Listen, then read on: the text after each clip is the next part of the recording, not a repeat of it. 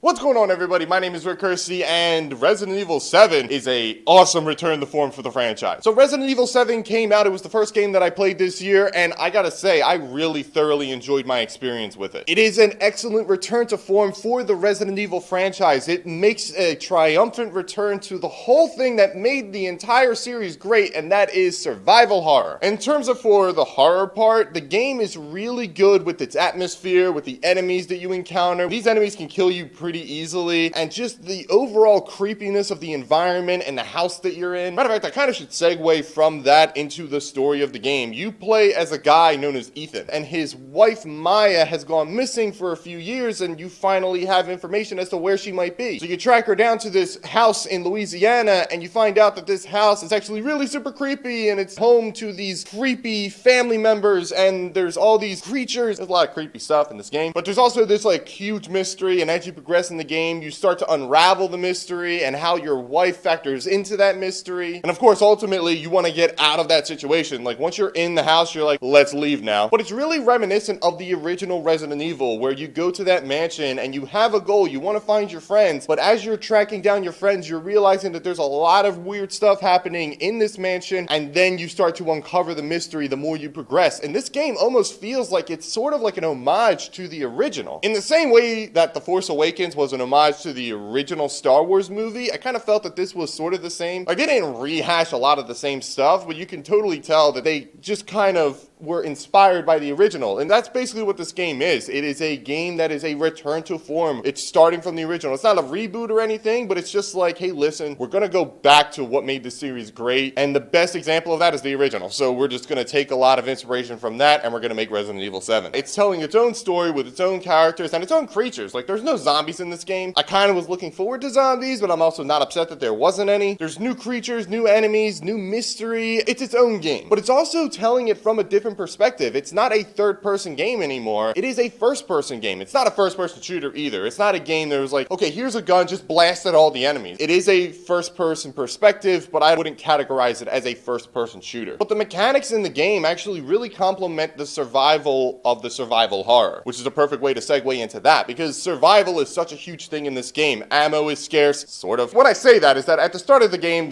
is giving you ammo like candy, but then as you progress later in the game, ammo becomes more and more scarce. Like, there were a lot of times where I'm like, I only have 3 bullets left. There are 2 enemies in this area, so I kind of want to try to use my knife and try to preserve ammo. The game actually feels a lot like Outlast early on, but then when it gives you a gun, you're like, haha, this is what Outlast should have had. You know, that game that gave you a camera, and the entire time you're playing through the game, you just want to bash the enemies in the head with the camera. Resident Evil is good in its own way because of the fact that it has the ability to fight back, that it has a little bit of teeth. In Outlast, it's just all about the environment, and the scares in Outlast are actually a lot better than anything that is in Resident Evil 7. Like, yeah, the game is creepy, and there are creepy things, and there are some jump scares here and there, but there's nothing that really creeped me out or really got me super tense in the same way as Outlast. Like, there are definitely enemies that chase you and track you down, but it's not to the degree of like Outlast or like Alien Isolation. I'm basically saying that Outlast and Alien Isolation might be scarier than Resident Evil 7, but Resident Evil 7 can be tense in its own ways. And a portion of this tenseness comes from the fact of the way the survival of the survival horror is used. Because yeah, enemies do hit hard, and enemies are hard to take down. A lot of them will take like 1,100 million bullets to finally bring down. But as you progress in the game, you get better weapons, and you can also upgrade some of the ammo, and you'll be able to do more damage as a result, so you're able to handle yourself a lot better. But some of the enemies also kind of change, and I also wish that there was more from certain enemies in the game. I don't want to go too far into that because then we're getting dangerously close to spoilers, but there are certain enemies in the game that I wish that they had done more with. I'm more specifically referring to the family members, the bakers. They serve as like the main antagonists of the story, but I feel like there could have been more from them to like really kind of creep me out. Like, they're in the game. I'm not trying to say that they're not in the game. I just wish that there was more of them. Also, I wish there were better puzzles in the game. Like, one of the things about Resident Evil is that, you know, there are puzzles, like, it's not on to the degree of like Portal, where you're like trying to bash your head up against your desk because you can't figure out how to get the portal from here to there, and so you can get the block from here to there. But still, there was like maybe one area in the game where I actually sat down and said to myself, how do I progress? The game also kind of tells you what you need to do. It doesn't tell you too much. It's not like, hey, you need this thing, by the way, follow this marker to find that thing. No, it's like, you need this thing, it's somewhere. I don't know, you should look at things. And when I say look at things, I'm saying like read some of the papers. Like a lot of the story in the same way, not to the same degree as Outlast, like most of Outlast narrative is within like the little documents that you can find. In Resident Evil 7, there's a lot of narrative and a lot of the mystery is unfolded right in front of you, but then there's also some moments where that get like a little bit more expanded upon if you read those notes. But some of those notes will basically say like, oh yeah, this thing you're looking for, it's in this book in this room. You're like, okay, I now know where that thing is. All in all, I think the game did a really good job of capturing that atmosphere, bringing the series back to a return to form. I kind of wish that there was a little bit more from certain enemies in the game, but again, I'm not upset with what we got. Like, it was still a creepy game. I